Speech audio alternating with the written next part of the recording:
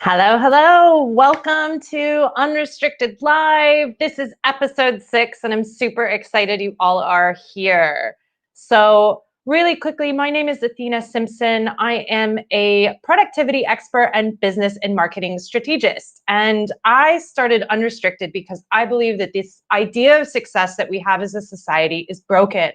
We feel overwhelmed. We don't feel like we're good enough and we're not working hard enough. And in reality, we're kind of killing ourselves to chase this idea of what success is from societal standards. But if we sit with ourselves and think about what is success to me, it doesn't match that. So I was there. I had a really stressful career.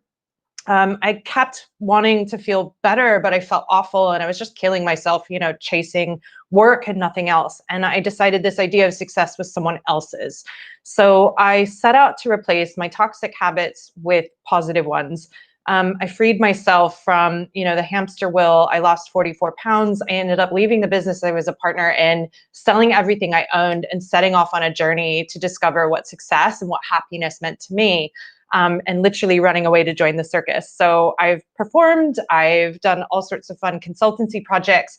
And now here with this project, I'm super excited to bring stories of really inspiring people that are living life differently. They've chosen to go against the norm in one form or another. And I love exploring these stories and introducing you to these amazing people that are being brave and having real conversations with them and kind of defining what this idea of living unrestricted means and living differently. So I'm super excited to introduce you to today's guest. This is Kensey Williamson, otherwise known as Kensey Allure. I met her in Guatemala at a circus retreat / residency, and she just fascinated me. And you're going to find out more about why that is. And she's an incredible human. So if you all will help me in welcoming Kensey. Hello. Hi, how are you doing, Athena? I'm really great. How are you, love? Amazing, thank you. I'm so excited to be here. I'm so excited to have you. I just realized I'm like 6 for taking people's podcast virginity. So this is your first podcast. So really Yay, excited you were brave and joining me in this little adventure. thank And you. I'd love if we could kick off and tell me a bit about you, your career background, and give us a whistle-stop tour of what you've been up to.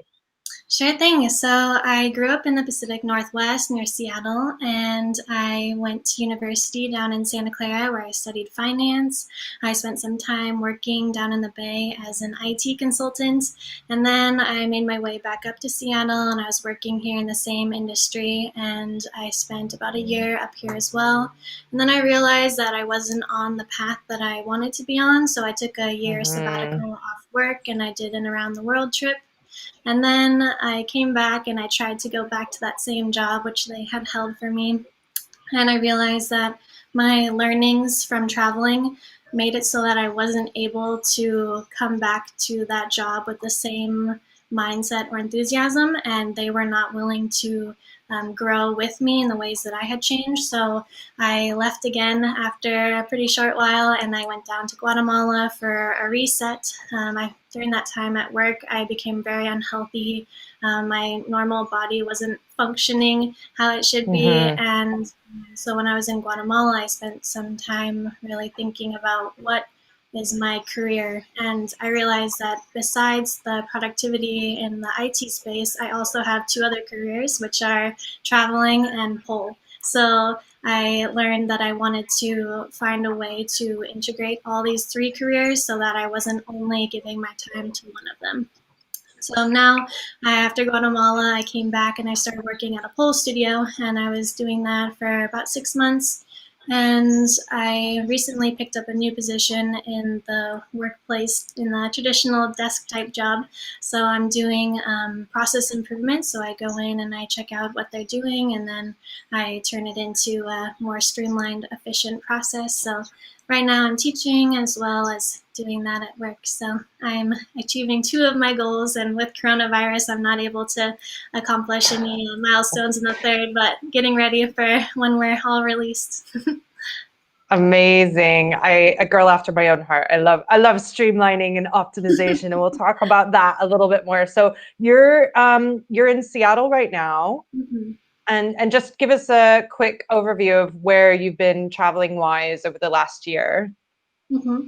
Well, right now, I'm living at my childhood home, which is a great place to reflect, looking at who I Mm. was before I went traveling and who I am each time when I come back. And I've been living out of a suitcase for the majority of the past year and a half, on and off. And I've been to Thailand, Guatemala, Bali, um, New Zealand, Australia, Iceland. Um, I've been to a few other spots, but those are the main ones. So my goal was In to the do, last year, you've been to all of those. yeah. Wow. I thought I was doing well in the last year, but you just blew me out of the water. That's incredible. I'm addicted. I love it. The ability to look at your lifestyle and take everything you know, land in a new place, and have to throw it all away and learn new customs, language, traditions is amazing, and I love it so much. So that's always going to be a big priority for me. Yeah, I'm with you on that. I'm definitely a child that will need to be traveling from now on to satisfy my soul. So I came to Panama in January to write a book, see my parents for a couple months, and I got trapped here as well. So this is the longest I've been in one place for a very long time. But very, as you said, it's so interesting to like reconnect with family and be back in that space as an adult. Mm-hmm. So tell me about the project you're working on right now and what your plans are for the next 3 to 6 months, you know, both in the three different kind of things that you love doing. Mm-hmm. So pole is always at the top of my career list. So I'm most ambitious in this space. And in the next 6 months, I'd like to host a goddess retreat. I heard of the idea from a friend I met through travels. And I really think that pole would be an amazing addition to the goddess retreat mindset. So in a Mm, goddess retreat, you're reconnecting with your divine feminine and realizing that you are your body is a sanctuary. You are inherently worthy and loved, and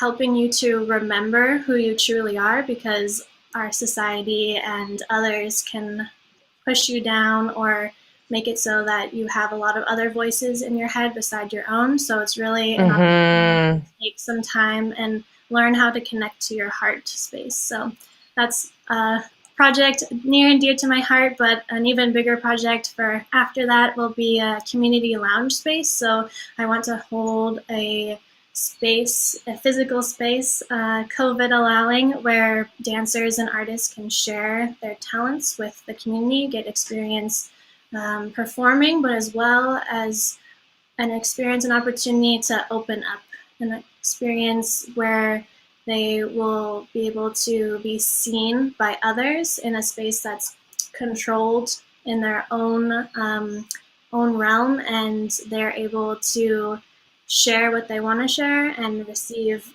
positive feedback. So I feel like right now in Pole, there isn't a space to do that. There's strip clubs which Mm-hmm. are well and fine for what their purpose is, but this is a non-monetary environment to do so.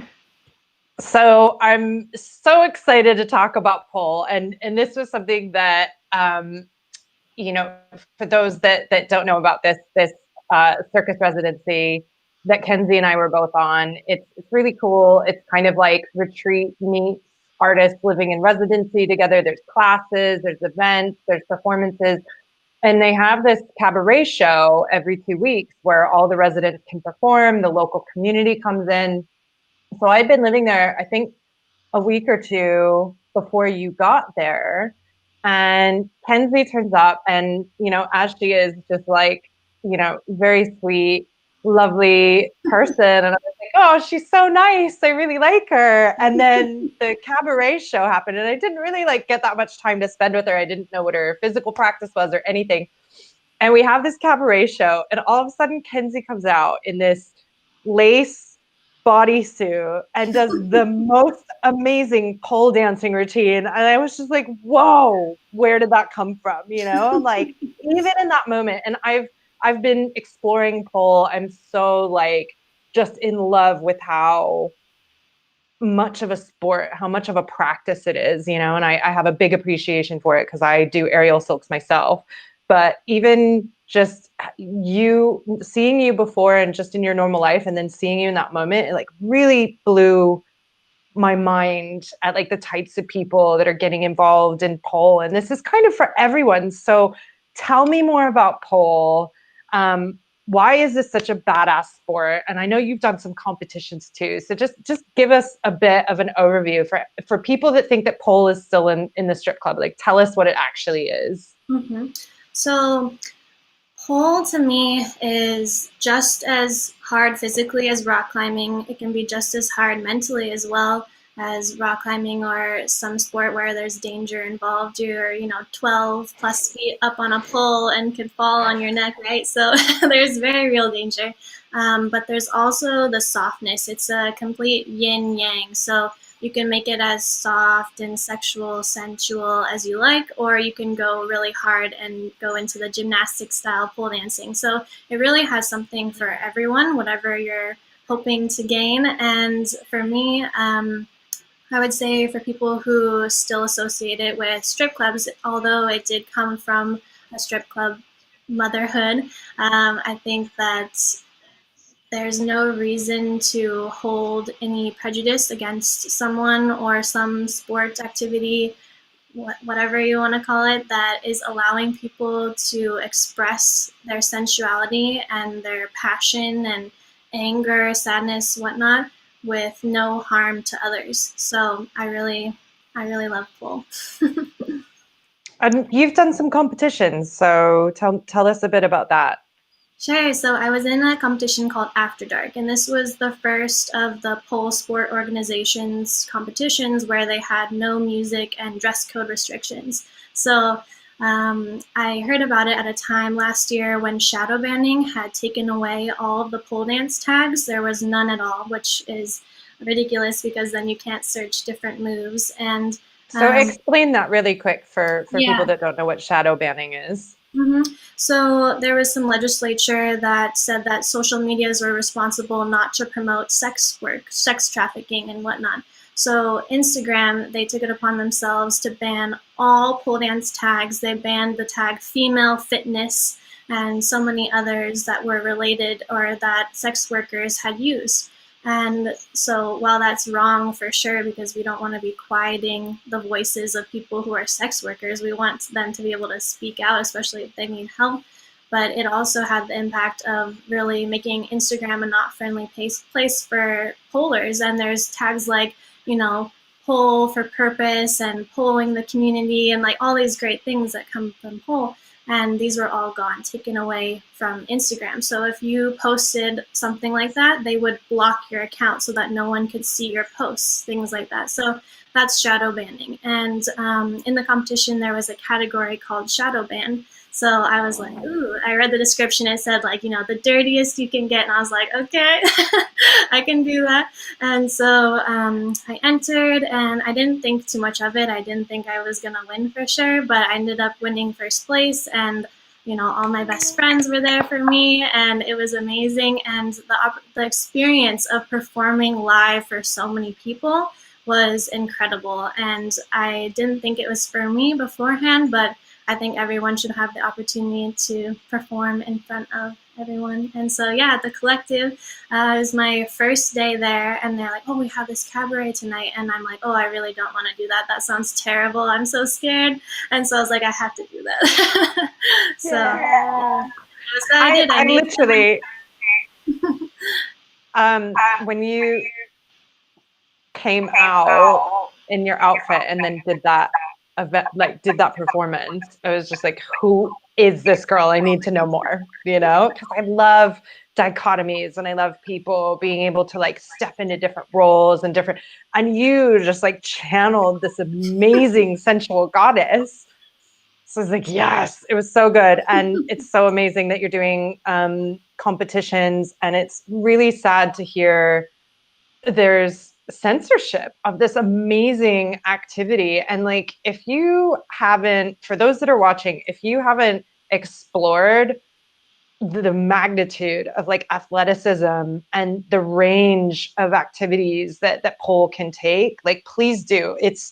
You can go on this rabbit hole of just like jaw-dropping, unbelievable feats, but at the same time, it's a way for women to embody sensuality. And this is something that we've been told is something that we have to have behind closed doors. We're not outwardly be able to have it. So like growing up, we have all these mixed messages about like, oh, be flirty and sensual, but not too much because you don't want to be a slut and that sort of thing. So I just want to have a quick conversation about, well, not quick maybe, but like open the conversation around why are prejudices around this sport wrong? So obviously it started in the strip club, but it's just evolved into an actual sport. I think they're even lobbying to try to get this considered an Olympic sport. It's now been it's been classified an international sport. So for people that are like, ugh, pole, that's for strippers or whatever, what would you say to them? I would ask them to come on the pole because I've had some people like that in my life, and I'm like, here, get on the pole, and they try it, and it's really hard, and they immediately have a realization that this is a super athletic feat, as you said, and if I do a private session with somebody, they come away from it with a feeling that they have been able to express a side of themselves that has been hidden, and that they have hidden out of fear, of shame, and guilt, and that it feels really good to share this part of yourself. Absolutely. So why do you think people are so afraid of femininity and sensuality? Because, people, they have a reaction to it, and oftentimes it's not positive, or even women's reactions to other women who are embodying their sensuality or their femininity. And we're not talking about promiscuity here. We're talking about showing that you are a sensual person, showing that you are feminine. And a lot of people are afraid of that. So where do you think that comes from? I think it comes from a fear of power. Women in power and sensual power is frightening for people, and I think it comes back maybe from even the patriarchal perspective that God is to be feared. And that's why I'm so passionate about the goddess retreats, because it teaches each woman that they are a goddess, truly, period. You are a goddess. You have the strength to do anything that you set your mind to. And when there is a woman exuding her power, it's frightening for people. It's scary. And especially for men and even for women, because they've seen that power is held by men. And there's some very choice examples, Cleopatra, that's like the only one I can think of off the top of my head. So it's not very common that women are in such great power. And so when a person sees someone dancing so sensually and it makes them feel a certain way, it scares them. And I've seen this happen all the time, and I think that's why strippers are so scary, because they are moving their body in a way that makes you feel powerless. They're taking your emotions and making you feel a certain way. So I think that this can be really, really uncomfortable for a lot of people, and so they're afraid of what might happen. And along with the shadow banning, there's been, so many times when a video is banned because someone's moving their body. They're not naked, they're not being lewd or making pornography, but they're dancing in a way with clothes on that is sexy, and so they banned them. So I think that's really wrong. Because how can you move your body in a way that's inappropriate if you're just dancing? Yeah, that's unbelievable. A perfect example of that is, the Super Bowl, and J-Lo and Shakira did pole, and everybody lost their mind about it and talked about how inappropriate it was and this and that. And then the year before at the Super Bowl, I think it was like Adam Levine without a shirt on the entire time. So, just the ways in which we like measure up what's appropriate or not. Like, he's showing nudity. These women are fully clothed doing athletic sport while they're dancing, and everybody like loses their mind about it. But the other thing that I thought was really exciting is that a lot of people were like championing them and saying like, awesome, like if JLo's doing that in her 50s, like, yes, girl, you know. And they had a lot of dances that were culturally relevant within that dance routine as well. So I think we're starting to see it normalized and come out in a way, but there's still a lot of resistance to it.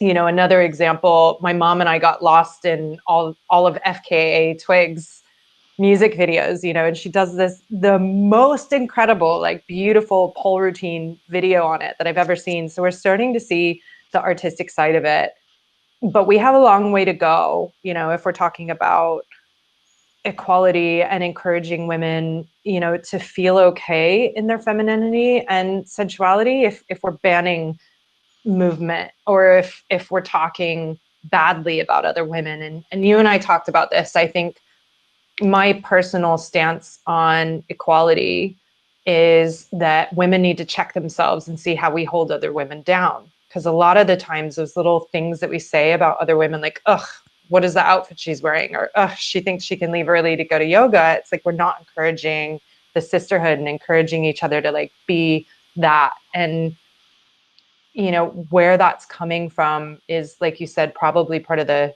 patriarchy and these old systems. It's like there's limited opportunity for women, so we have to hold each other down to try to make it ourselves. So there's this, you know, this big piece of work that I think we need to do, and this is such an exciting sport and practice and movement to be able to like be okay with this beautiful, wonderful vessel that we've been given as women, and men as well. I've seen lots of men taking pole and they're incredible in it. So getting a little bit deeper, there's other things that pole, this practice, can help people with. And it helped you with something pretty hardcore. Like you went through a pretty horrific experience and you got a bunch of unexpected benefits. So if you don't mind opening up and sharing, I think this is an incredible story about the power of this practice. I believe that pole is an incredible practice for the healing of sexual abuse. I experienced a horrible experience. I was raped repeatedly and stalked by a man that was 10 years older than me while I was attending community college as a high school student.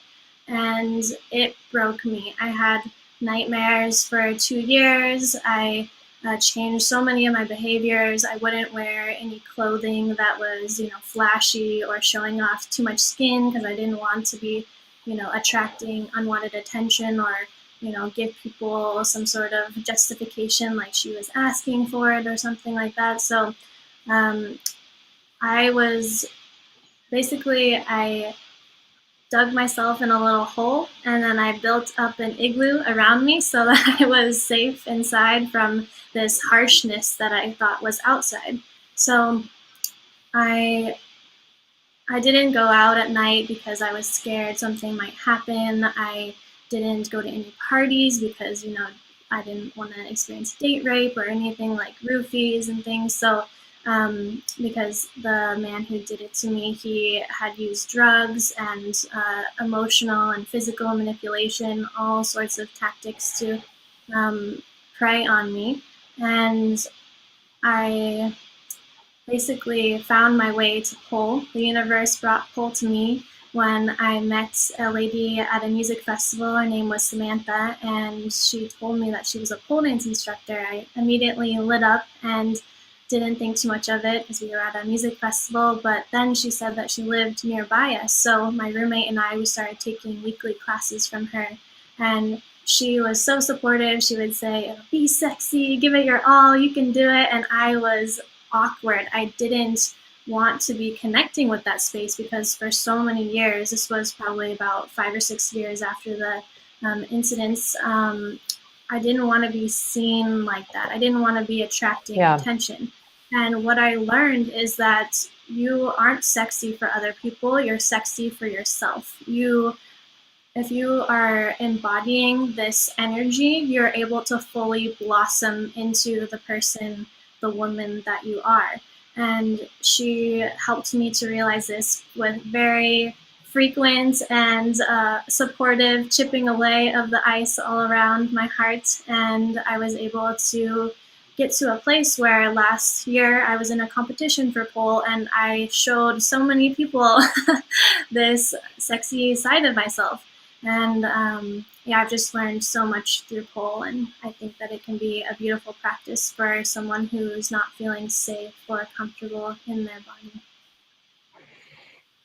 body. Thank you so much for sharing. I'm getting a little, every time I hear it, it makes me emotional because there's so many women that have experienced one form or another of sexual abuse, and society often makes us question if it was something we brought on ourselves.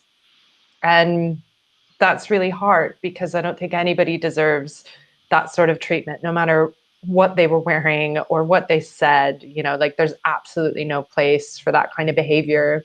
But unfortunately, we have a long way to go as a society to stop putting the blame on women. And again, this patriarchal system that women being sensual or being able to like feel sexy in themselves and just expressing that somehow invites mistreatment of them. So it's awful. And hearing your story and your experience just brought me back to hearing so many other women's experiences of something the same. And a lot of women don't get to the place where they're ever comfortable feeling sexy or with their sensuality or even being sexual again, or intimacy. Like, all of it is just absolutely terrifying because that might bring on some more trauma. So using a practice like this that is guided by women, and as you said, like really realizing that feeling sexy is a feeling within ourself and it's our own energy. I just think it's wonderful. And you talked about wanting to use this practice to help other women. So tell us a little bit about that. So when someone has experienced sexual abuse, there are so many things that they need to remember because they've been stripped down to a bottom place and even lower than that, down deep into a hole of their psyche and emotional space. And so I really feel for these women, and it's been about 8 years since the incident for me, and every year it gets a little easier. And I am comforted by the fact that so many women experience this, and we have an opportunity to change it. It doesn't matter what you did at the time of the incident, because I was not comfortable sharing what happened to me with the police because I was underage and I didn't want my parents to know. But I want other women to know that they are safe and they can share these things with other women. And by sharing, we'll be able to change the conversation. And I look at this experience as an opportunity to grow. I feel that pole is my most passionate, intense life purpose. I want to share what I've learned and help other people realize their true nature. And without all of the trauma I experienced, I wouldn't have this seed energy to go forward with. So I believe that the universe gives us the experiences, the people, the places that we need to get to where we're going. So trying to look at it from a positive sense rather than, oh, why did this happen to me? I must be defective and whatnot. So after seeing your routine and being blown away by that, and then having this conversation with you, I was even more blown away. And it's, I think going to really dark places helps you be able to see where you can bring light, and I've talked about this a lot with friends and you even. It's like, you were young, so you thought it might get you in trouble to bring this to the police, or, it's all these reasons why either we don't try to go after these people that do this to us, or we do, and for whatever reason they get off or they don't get the punishment they should. And oftentimes it's there's no closure to that experience, and we feel powerless and we feel angry and like, how can they get away with this? And this is what happens the majority of the time. And there's something really, really wrong with that in the first place. But in the second place, it's, at what point do we try to move on from it? And how do you find closure where there is no closure? And how do you get back to a place where you feel like you're thriving and are okay with sensuality or sexuality after a trauma like that?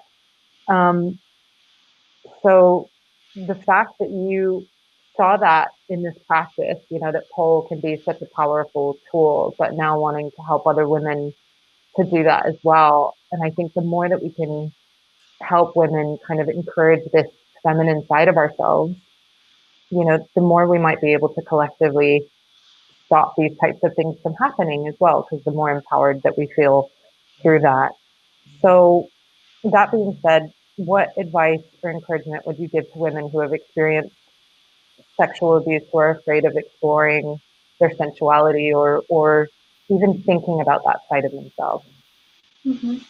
I would say in everything you do, be gentle, be respectful of yourself, of your heart, where you're at, and know that you'll always be there for yourself and you don't need the love of anybody else. And so some forms of self-love that you could incorporate would be just feeling your own skin.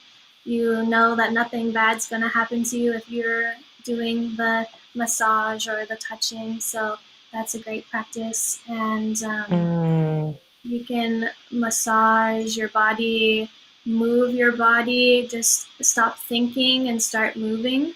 And when you turn inward to the space of your heart, then you're able to feel safe and complete and whole. And any type of dance or a movement practice allows you to gain a meditative space of mind. And so when you're going into pole or any movement, then you're already having this heart space mindset. And then when you're outwardly projecting this to other people, you go one step further. So if you're, like you said, in a space that's mostly women, female teachers, you're surrounded by other women or feminine beings, then you already have this support system. And any pole class I've ever been to, we all clap for each other. We're like, yeah, you go, girl. And coming back to the royalty or the goddess mindset, queen, like all of these affirmations that you maybe don't tell yourself. So changing your internal tone based on this positive external feedback that you're receiving, which is not usually received from, your parents, your friends, the men in your life.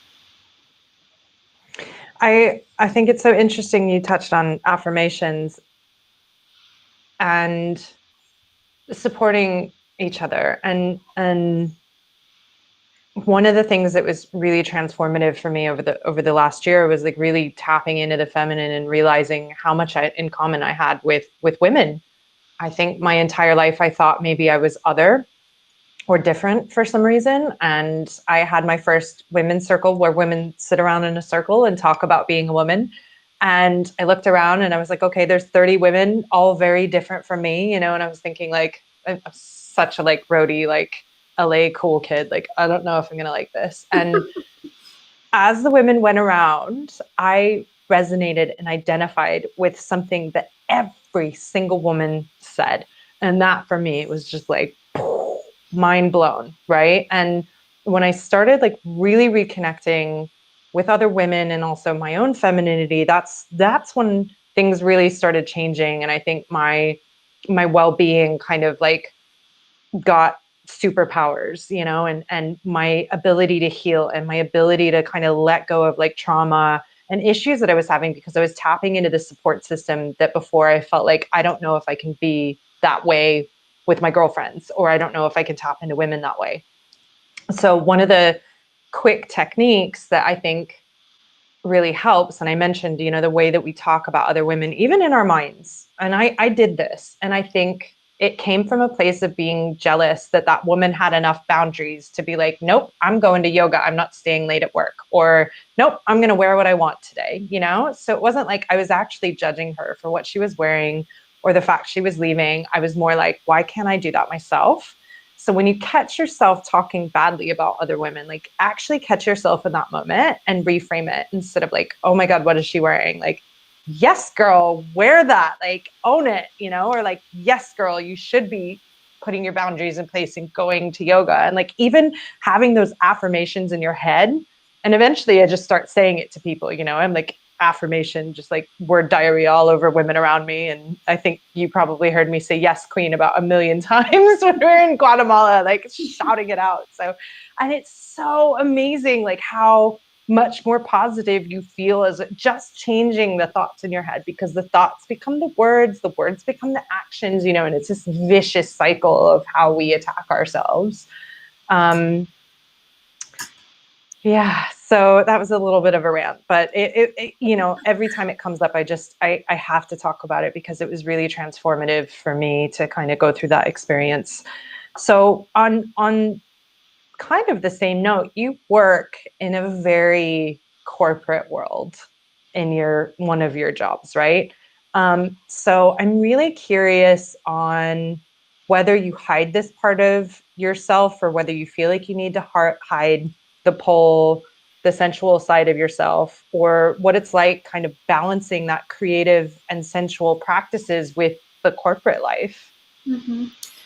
It is difficult. And my last position, I felt that I was very open and honest about my practice and the competition I was training for. And I put this information out to my team, and from certain people, they really responded negatively to it. And that's ultimately, that and other reasons is why I left. And so I'm now in a much better place. I have, two of my dream jobs, and I am really happy. So it is scary to be yourself, and it does feel like you're going to be losing something that is stable. But ultimately, if you're being yourself and honest, and those people you're around don't appreciate it, then you need to spend your prime life force elsewhere.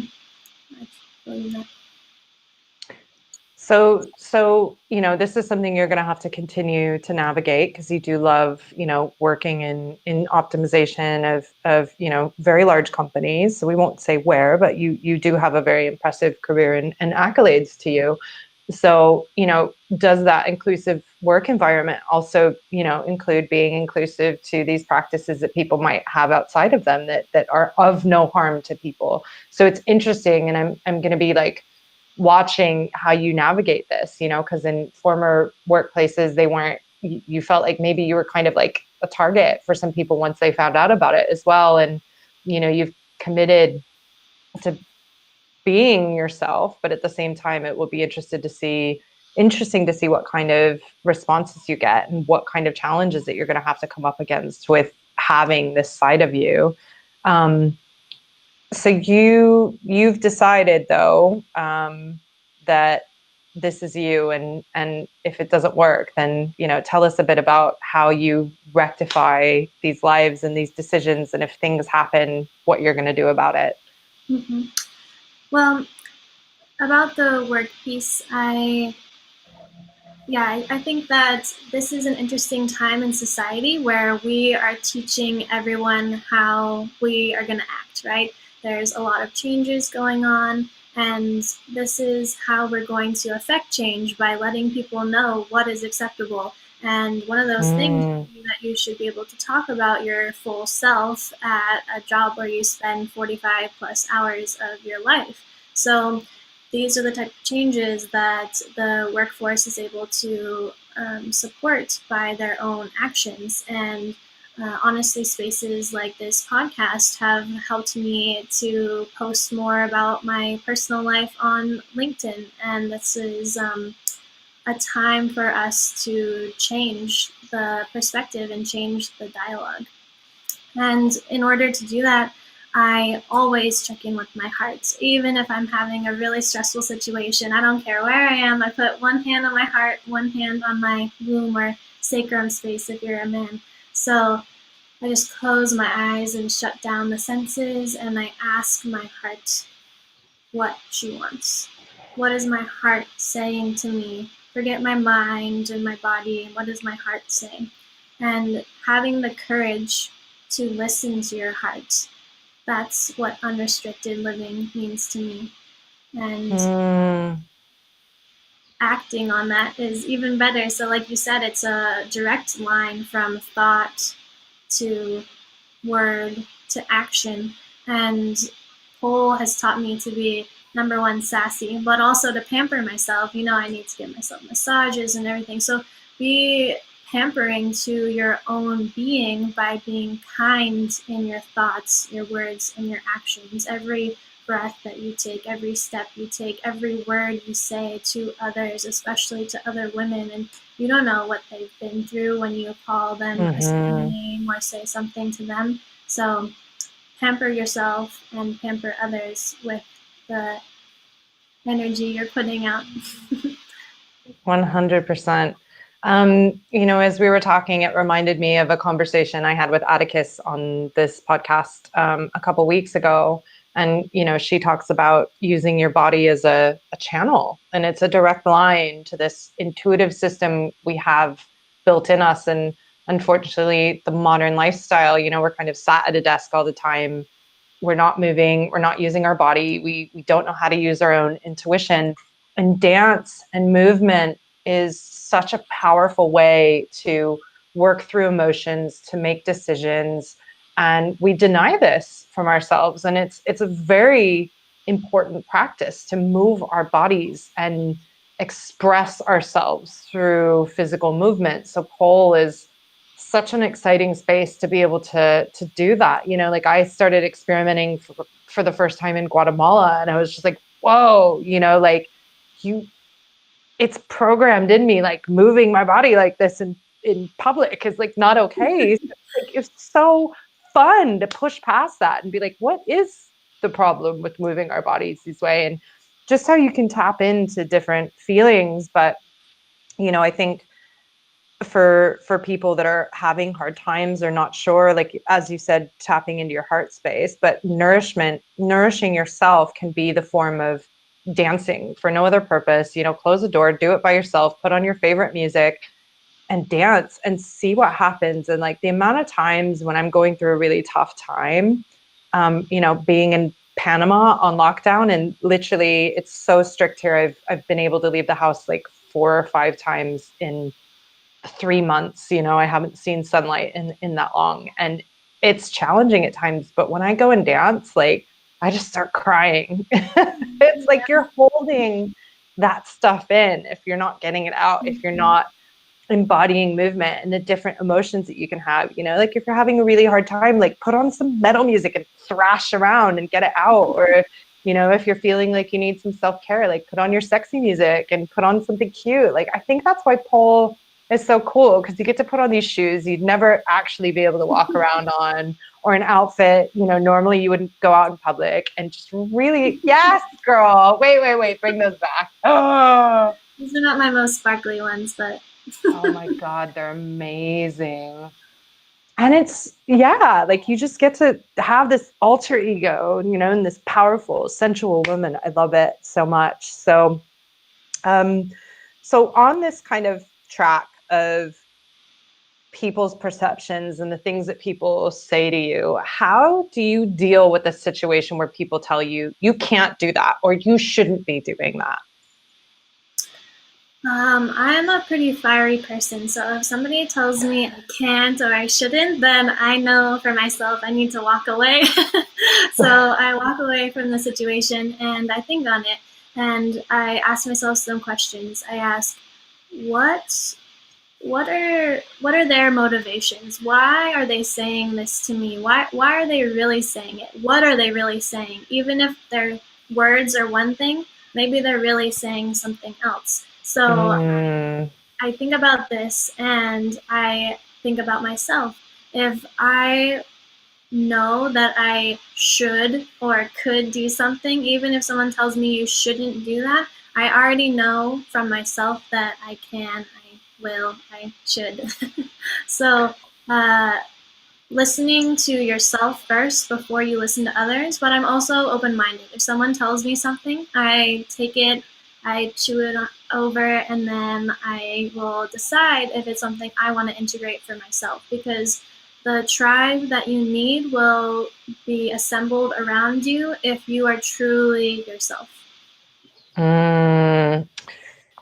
It resonates a lot with me. You know, I lived in London for 10 years and I felt like I had to hide the direct American roadie that I was for so long. And you know, I noticed that even the way that I spoke, like I'd hold my lips back because I was thinking about every single word that I'd say before I said it, because I was so worried about, you know, the blowback or you know, and that's bonkers to me, because you ask most people that know me and it's like Athena's always walked to the beat of her own drum. So, you know, even the best of us can get kind of beaten down by other people's opinions, or moving to a new country and trying to make that work in a professional sense or whatever. And, you know, when you stop being yourself, I think that's when you start, you know, that's when your light starts dimming. And that's certainly happened with me. So, you know, the more my light dimmed and stopped being myself, or even being influenced by what other people said, had a massive impact. So, you know, I love how you approach that. Like, where is it coming from? Where is this person sitting, you know? And my dad said it the other day, like, when people say things to me, I'll flip it 180 degrees, and often that will end up being the truth. Or, you know, what I've come to learn is that most of the time when people give you some sort of negative reaction or advice that doesn't really feel helpful, oftentimes that comes from a place of fear, or because you're holding up a mirror that makes them uncomfortable. And, you know, they are afraid of whatever it is that you're doing that's going to be stepping out. So they might be trying to protect you in some way from what they're afraid of if you were to step out. But, you know, oftentimes that doesn't being, it's not helpful. So really tapping into like your own space and what do you want. Yeah, I love that. I'm all about that. So as I mentioned, I'm obviously obsessed with productivity and optimization. So, and this is kind of what you do in your work life for organizations. So I'm really curious to hear about like how you stay organized, and, you know, what are your productivity or organization systems that you can't live without? I learned a cool technique while I was doing a long fast in Guatemala. I wasn't eating anything, and so I had some time to do some thinking. And my roommate at Guatemala was a fasting guru, and he told me to have an intent. So make an intent for your day.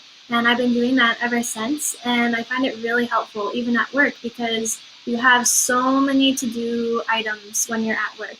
And if you pick one thing, you know, for your personal life, one thing for your work life, what's one thing that you can focus on today? So whether it be a task or a mentality, that's what I found to be really overarchingly helpful, as well as lists. I love lists. And at work, I have a to-do app. So I want to use my brain power for solving problems, not for remembering to-do list items. So I write down all my to-dos and I check my list. So, you know, every morning or whenever I get a task, I write it in, and then I go through and check the box, which makes me feel good. I always like that. Even in school, in my planner, I would make little boxes or circles because I liked filling it in, and it was an easy win for me. Like, I just liked filling in the circles. So finding those little things that aren't tied to food or drugs or, you know, harmful activities, just these little quick wins for you, like filling in circles or checking off a box on a to-do list. honestly, like it can be a little mini dopamine hit, man. And you do it enough of them throughout the day, and it's just like you're giving yourself an amazing drug. And you just gave me such an amazing segue to talk about. I'm actually going to be launching a 5-day to-do list challenge. I was going to announce it at the end of this, so I'll give people more details. But like next Monday, we're going to be starting a live 5-day challenge where I'm going to teach people everything I know about how to make to-do lists, like work for them and give you that dopamine hit, get more done. But like you said, and I think this is really important for people to remember, if you're using all your brain space to remember all of the things that you need to do, you're limiting your creativity, you're limiting your presence for the people in your life, you're limiting your ability to like reduce your anxiety. Like it's such a simple thing, having a good to-do list process that a lot of people don't do, but it can end up being, it feeds into so many areas of your life for like stress or not being able to get into the problem solving mindset or the strategic mindset or the creative mindset. We know how resistant creatives are to any sort of like organization system whatsoever, but it can actually help you be way more creative because you're taking all those things that might be taking up your space and putting them in a really nice organized system. So yeah, I get so excited about this stuff. I'm such a dork. Like, don't take me to a stationery store. You'll literally lose me in there for hours. So I'm so glad we still have some more time because pole is just one of the things that you do. You have so many other exciting practices and activities that you do. So tell us a bit more. Like, I mean, you're a shamanic priestess. Like, what does that even mean? And how did this happen? Like, tell me more. Sure. So when I was in Bali, I did a shamanic initiation and yoga teacher training. And through this process, I identified that my traumas were a way for me to transmute the negative energy and make it into something good. And I also spent some time at a healing center in Thailand where I basically was able to spend some time away from civilization and hone in on my life purpose. And I I really enjoy traveling. And sorry,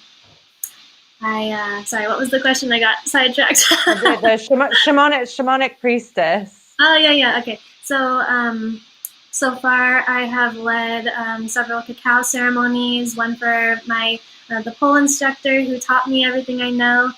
She had a baby, and I was the priestess for her cacao ceremony. I've led a passing over ceremony and lots of. Just real quick before you continue, because there might be people that have no idea what a cacao ceremony is. So just tell us a bit about that too. Sure. So cacao is the heirloom version of chocolate. So like cocoa powder, but cacao. And where Athena and I were in Guatemala, it's a hotbed for this. And they realized that you can drink cacao and have some spiritual effects. So all plants have a specific vibration or feeling. So you can drink cacao and have a connection with your heart. So this is always a good thing. And I've really gotten interested in all the spiritual sides of life. I do breath work, which was related with the shamanic initiation. I went on journeys in my mind just using my breath. I've also used plant medicines like cacao and others. I have a yoga practice. I teach yoga as well. And I do other forms of dancing, and the shamanic side of things has really been a pivotal piece in my growth and a realization that I can change my life. In shamanic practices, it's really big on death and rebirth. So at any moment, I can decide the old me has died and the new me is reborn. And every time I come back to a situation, I have the opportunity to treat it differently based on what I've learned. So this spiral nature of life rather than a linear timeline has been helpful for me to achieve my dreams and let go of the past.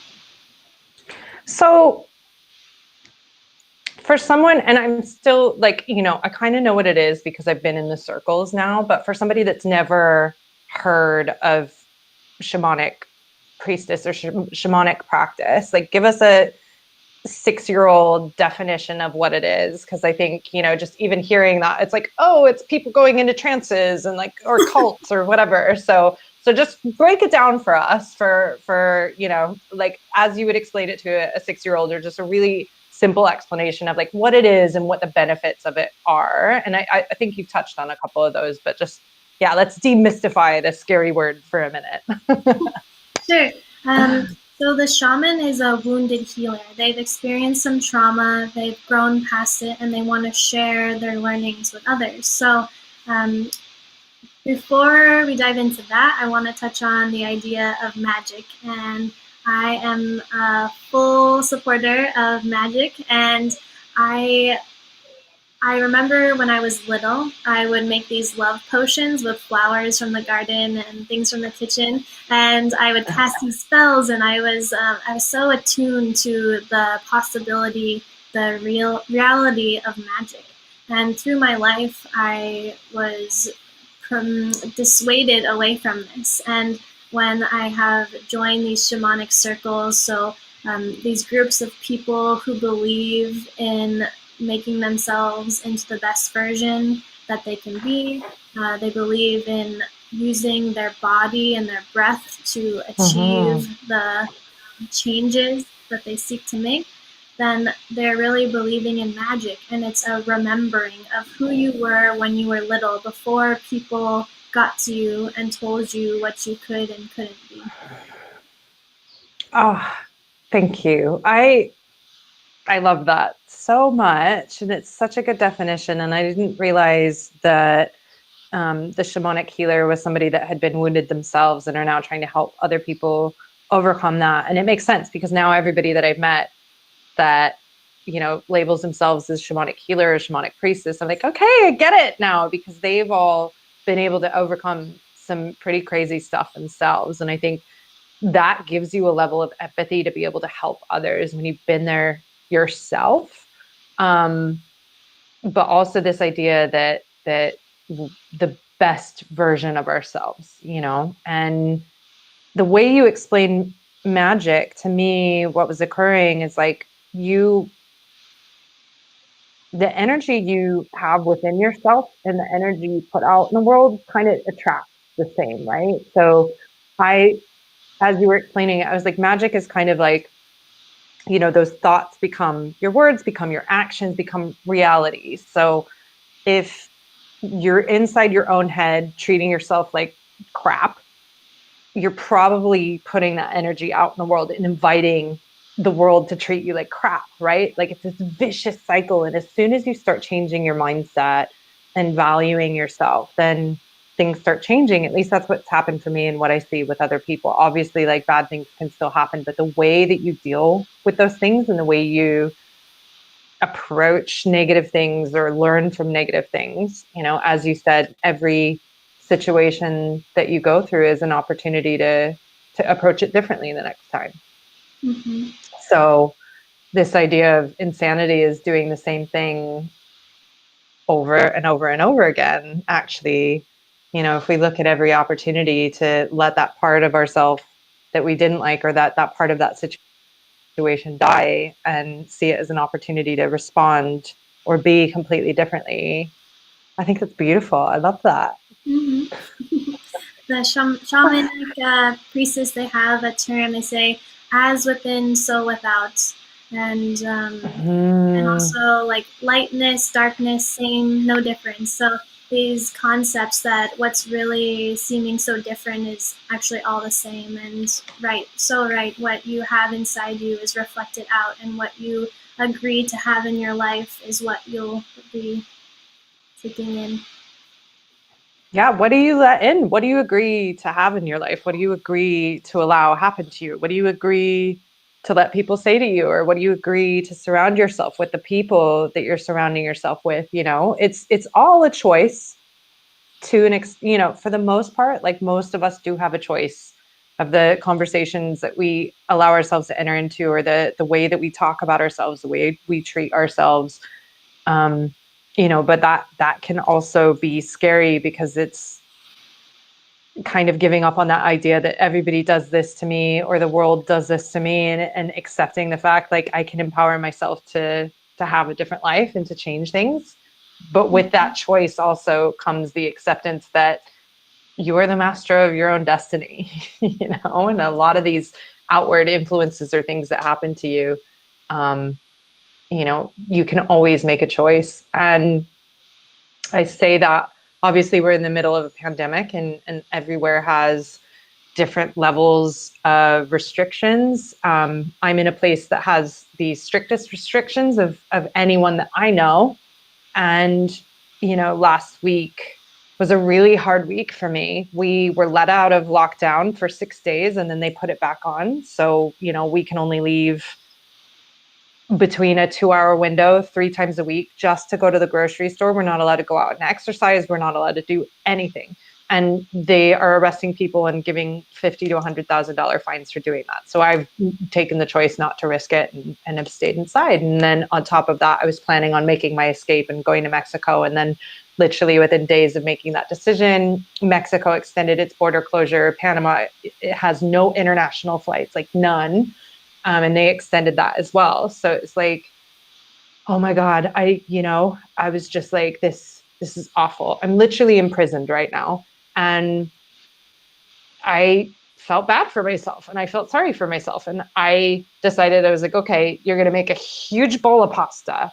You're going to eat as much pasta as you want. You're going to watch a terrible rom-com. You are going to allow yourself to feel crappy for yourself the rest of the night. And then tomorrow you pick yourself up and you just get on with it. You know, like you can make that decision. So even in times when you're completely restricted and have no choice, you always have a choice. You always have a choice. And your choice is how you view the world and the attitude that you put out there. And I can't remember who that guy was that was like imprisoned. Oh God, I'll have to look this up again. No. There was a guy that was like captured and imprisoned for like 20 years or something crazy. And he just wouldn't let them get to his mind. You know, he's like, that's the decision I have every day. It's like, yes, I have no choice about anything, but I can choose how I approach the situation and whether I let them get to me or not. So yeah, you know, there's always a decision that we can make. Again, I got onto a very long tangent there. So you do belly dancing and yoga as well. Tell me a bit about those two and how they're all interweaving into your world right now. Mm-hmm. So yoga, I have really taken to mantra and affirmation lately. So mantra and also mudra. So mudra is using your fingers to make some energetic connections. And so I would recommend somebody who is getting into yoga to check out some mudras. So whenever I'm stressed, even, you know, like in this call or when I need to focus, I'll just pull up a little mudra and then, you know, like index finger to thumb, and it helps me. Which one's this? Teach us a couple real quick. So yeah, this one is good. I don't remember all the names. I'm a, you know, baby yogi in the big scheme of everything, but you can just pick a finger and they have all the elements are aligned to the different fingers, but just find something that works for you. And so these other aspects of yoga. So yoga is not just the physical asanas. That's one limb of 8 limbs. So ahimsa, being kind to yourself and to others in thoughts, words, and actions. There's so many aspects to it. And really, it's being where you are. Be here now. Don't let the thoughts for tomorrow or your memories of yesterday impact your experience now.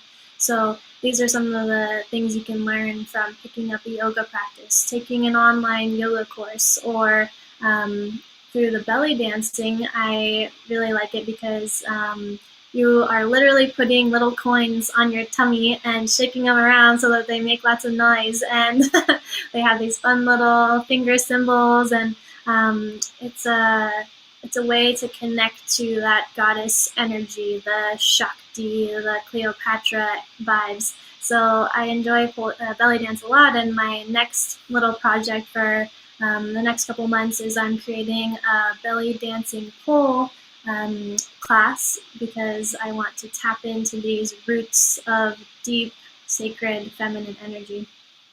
Wow. So belly dancing and pole. And I don't know if anybody noticed that beautiful gold pole that's right behind Kensey right now. I found out you don't actually like there's poles that exist that you can just like they don't need connections. So I'm like, Yeah, just yeah, you can put it anywhere.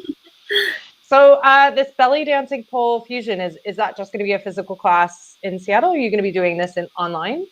Yep, I teach online through Pole Fitness Seattle, and I do private sessions as well. But yeah, you can have a pole anywhere, and there's also floor work, which doesn't require a pole. So right now is a great time to take advantage of courses from people all over the world. So when I was traveling, I trained with my pole dance idol, Maddie Sparkle, in Sydney, and now I see her every week in my pole room because I can take online classes for her. So I would recommend someone who wants to start getting into pole. You can type in floor work classes, find a studio near you if you want to support them, or check out the online resources, or hit me up if you want to do a session. But if you want to get in touch with your sensuality, it's no easier time than now. You don't even have to go anywhere. Just, tell your friend, hey, I want to do a pole class. You want to do it with me? Or, floor work, or a twerk shop, and then go ahead and sign up, get your twerk on. So floor work is the movements, but you don't need an actual pole. So somebody that was interested in maybe trying to explore pole, but while we're on lockdown, they can look for floor work classes. This is also something you offer. Is your Instagram at Kensey Allure the best place to find out about the opportunities and get in touch with you about some of this stuff? Amazing. And like, I think it's so interesting now, with lockdown, we're able to make decisions about the people that we spend our time with, because everyone's kind of locked down. So it's not just physical proximity, but we're also able to make decisions about how we spend our time and these new things that we can explore in the comfort of our own home. So while some people might find it intimidating to walk into a pole studio, you can actually do a class and, do it in the privacy of your own home, do a floor work class, do a belly dancing class, try these different modalities and explore them in privacy. So you don't have to worry about what other people are doing or, and hopefully that encourages you by the time things do start opening up to go and try out some of these exciting practices that are out there. Because I think pole is wonderful in all levels of like fitness, all levels of like comfort with your body. It's something you can explore, and you can go like the straight up like hardcore athletic side, or you can go the like fun dancing sensual side. Like there's all different types of it. So it's a, I can't wait to get near a pole again so I can start messing around with it, because it's really good for aerial training as well, like the inversions and being able to like use the pole to train on it. But I did also like dump myself on my head. I cut that bit out of the Instagram video that I posted it for. But like it's pretty intense, lots of bruises and lots of fun there. Yeah, lots of bruises. We call them pole kisses. Pole kisses, yes, aerial kisses.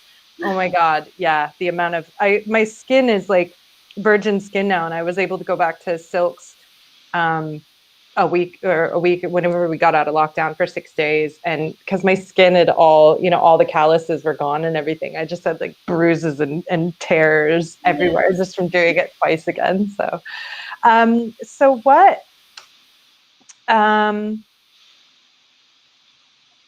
what are some of the other practices that you rely on for strength or nourishment or inspiration? Like, where do you find inspiration? How do you discover these different things that you do? One thing I wanted to touch on is the beauty of women's circles. You brought up earlier our experience in Guatemala, and I just wanted to add a little fun detail to that women's circle. So after we went around and shared, we had a women's breathwork and moaning circle, and the culmination was moaning like wolves howl in the night. And the power went out while we were doing it, and there was like a big kind of storm. It was really windy, so all the candles blew out, and it was crazy. And we, in the collective, there was a men's circle and a women's circle, and everyone joined. And we wanted to like be moaning so loud into the starry night that the boys could hear us, but we knew that we were like safe over here in our women's circle. So I think that women's circles and being a leader for your friends, for your family, asking questions of other women. So at my last family reunion, with the inspiration from a womb yoga training course I did, I led a women's circle, and I had a list of questions, and we went around and I asked all the women in my family these questions, like, you know, about their menstruation and, you know, how their life as a woman has been. And it was really cool to hear what they had to say. And it's things that I never heard about my mom and grandma before, my cousins. So be a leader in your group and set up a little circle for your friends, or, you know, your gym buddies, or whatever you want to do, and bring this sense of community. Even though we can't physically meet up, at least lend out your hand and create a community circle of women around you. Yeah, I love that. And it doesn't need to be intimidating. Like, you don't, you know, I think even the idea of like women's circle, it's like, oh, that's like super crazy, or, you know, at least it was for me. I was terrified. I was like, what is cacao? Is cacao going to make me super high? And then I have to sit around in a circle with a bunch of women, and I have to dress in all white. I was so like, oh my God. So my first one was in Indonesia, actually. And then I did another one in Guatemala. The one that you were talking about, I was actually sick with a parasite in my room. And I could hear you guys all the way over from my room. I was like, ow, ow, ow. I was like, yes, girls, dying. Guatemala and the parasites, good times. But when I love that you were saying, like, you know, at the family reunion, going around and asking questions. So a women's circle could be as simple as like getting your girls together for a coffee, or even having a Zoom call. And, you know, I went to a women's circle on Zoom, actually, that Anna Kaiser hosted. And on that, we started talking about our menstrual cycles. And it's like, it's not something I ever talk about with women, apart from like, oh, I'm about to start, or whatever, you know, like that's usually as far as it goes. And during that women's circle, we talked about our first experience with it. And I realized I had a lot of trauma trapped in my first experience of becoming a woman. And I never even thought about it that way. And it was such an incredible, like, oh my God, you know, and I ended up doing this whole ceremony for myself with my mom. And like, you know, it was like my first one. I'm 36, but it was just such a nice, like you said before, like with every experience, I can choose to like, let that part of me die and start afresh. So But after that, I ended up talking to some of my girlfriends. We never kind of talk about this stuff. And I brought up this experience, and then we all started talking about our first experience, you know? So it doesn't have to be intimidating, but it can be really healing and like really bonding to just talk with other women about these things that only we experience, you know? Like, men, I love you, but you will never experience these things that our bodies make life. They make life. It's crazy. You know, like, we need to talk about this. Oh my goodness. That's not power, then I don't know what is. It's crazy. But, you know, and it's, you know, I think there's a power in men's circles as well. Cause the men that I know that take part in men's circles. And again, you know, if we remove the word circle and just be like, you guys get together and talk about what it's like being a man, because we know that you don't do this. Like, we don't really even do this. We definitely know that you don't do this because of the machismo, like, culture that's ingrained in you, never to show any feelings, don't show your emotions, always be strong. And like, talk about that. Talk about what that's like. It's hard. And you guys have just as much programming as we do. So, you know, being able to talk about other people, about these experiences that we have on a daily basis that we don't share with each other, can be really powerful, but also allows us to move past whatever thing that we're hanging on to inside of ourselves and support other people to be like, okay, cool. Let's move on from that, or let's support each other in that. So yeah, I really love that practice and continue to do it and just like blow myself. Every time I'm in a women's circle, like I just lose my mind and I'm like bawling my eyes out the whole time. Like I'm that girl at the women's circle. It's great. It's a good cry. I love it. So I have a couple more questions for you before we wrap up. And so GMI was tuning in from Germany, just really quick. She said, "Thank you so much for sharing your story." And she also just said, "I just started using Google to-do lists, and I totally get it. It makes me feel great when I mark something off." So yeah, man, dopamine hits through your to-do list. It's wicked. I'm gonna start using that when I try to tell people about productivity. Get your hit. So before we sign off, I know you talked about it a little bit earlier, but if you could just give us your definition of what living unrestricted means to you. Mm-hmm. Living unrestricted is being open and strong so that you have the benefits of both worlds. You're openly yourself and you're strong in knowing that. And you have the courage to ask yourself what you want and to listen and act on it when you hear what your heart or your soul is telling you to do, or even your body. Just listen and act on it. Don't deny what you need. And this can be something as little as asking yourself what you want to do today and treating yourself like a best friend who's coming into town and will only be here for the weekend. Treat yourself that specially because you are. You are so special. And living unrestricted means that you remember how special you are and you choose to shape your life around it so that your dream world can become your real world. I just got a bit emotional listening to this. Like, how many times am I going to cry during this broadcast? It's amazing. I love that.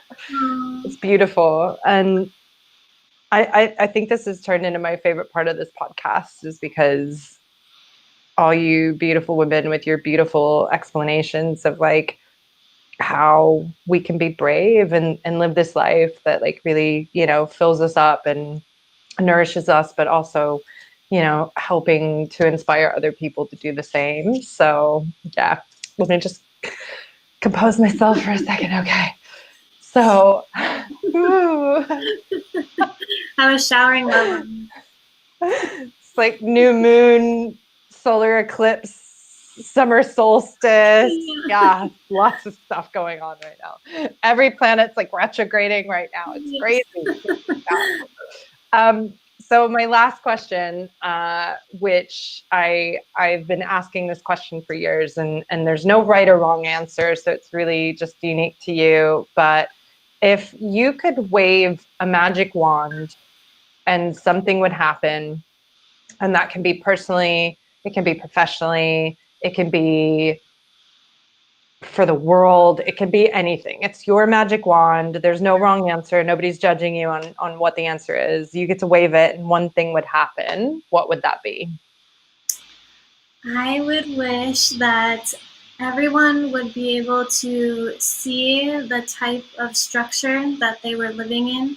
For example, when I closed myself down to the world, I felt like I was living in an igloo, an icy chamber. And now I have made the decision I want to be on a beach in a thatched hut that shelters me from the weather, but I can still hear the birds singing. So I would wish that people had the opportunity to see where they were living and make a choice about where they wanted to be. Yes. I think we're going to be seeing a lot of that now, like all these companies that couldn't let you work from home before are now saying, don't come in until 2021. So I think we're going to have a surgence of digital nomads and people realizing like they don't have to be shackled to a physical space or an idea of like what makes you happy with your space. And I'm with you. We've been talking about Mexico, so I'm trying to get there. Come on, Panama. So Kensey, wow, like your story and your outlook is so incredibly inspiring, and unexpected. Like, you just have layers that I love to keep uncovering and find out. So thank you so much for being so open with your vulnerable place and showing us how that vulnerability has not only allowed you to get stronger, but now how you're helping other women to get strong as well. So Kensey mentioned that she does do online classes. She can do private coaching as well. She's a yoga teacher. She's a shamanic priestess. She is a pole instructor. She's doing belly dance fusion. She can do floor work. So, you know, if you're interested in exploring any of these spaces, please do get in touch with Kensey. She's incredible. And I think we can all do with exploring a little bit more sensuality in our life and realizing how that can empower us to be our best selves. So thank you so much, Kensey. This is incredible. Thank you, Athena. It's such a pleasure to be here with you, and I can't wait to hear everyone's reaction. I hope that you're inspired to go out and find a pole or a floor to play on. And let me know how. Yeah. I love Definitely. you. I think I love you, girl. Thank you so much. And I'm just going to put you to one side. I'll see you in a second while I tell everybody what's up. So thank you again. You're amazing. You're an inspiration. Really quick, Geo, of course, coming in with an amazing comment. She said, absolutely beautiful, ladies. I got so much from this session. Love, strength, good vibes, inspiration. Thank you so, so much for being so honest and open. So yes, Kensey, if that doesn't encourage you to keep on living this amazing truth and being brave for all of us women out there, I don't know what does. So thank you so much. Thank you. Okay, guys. So, wow, I nearly cried at least 2 times. I might go and have a cry as soon as I turn this off just to get it outside of my system. Isn't she absolutely amazing? And she gave me the perfect segue to tell you about the 5-day to-do list challenge that I'm going to be launching. So this is going to be awesome. We're going to all be in a group together starting Monday, June 29th. It's completely free. And every day I'm going to be doing live training sessions to teach you everything I know about how to get your to-do list in order so you can feel like super empowered, get into that creative space, have everything under control, and you can wake up being excited about your day instead of worrying about all the stuff that you need to do. So you can sign up right now at athenasensitive.com/5-day challenge. I'm super excited to share this with you. I think a lot of people are going to be joining the group. So it's going to be a group thing, Facebook group, private. Register now. It's completely free. And one person that takes the challenge will win a free one-to-one coaching session with me as well. So if that doesn't give you a set of, I don't know what will. But you can come and get your dopamine hits. Let's cross some things off and get our hits from our to-do lists. So that being said, I'm going to leave you today. Thank you for tuning in for another episode. I'll be sharing our next guest soon. And of course, happy Father's Days to all the fathers out there and all the stepdads out there as well. So what an amazing day. New moon, solar eclipse, summer solstice, Father's Day. There's a lot of really amazing stuff happening right now. So have a wonderful rest of your weekend, and I'll see you next time on Unrestricted Live.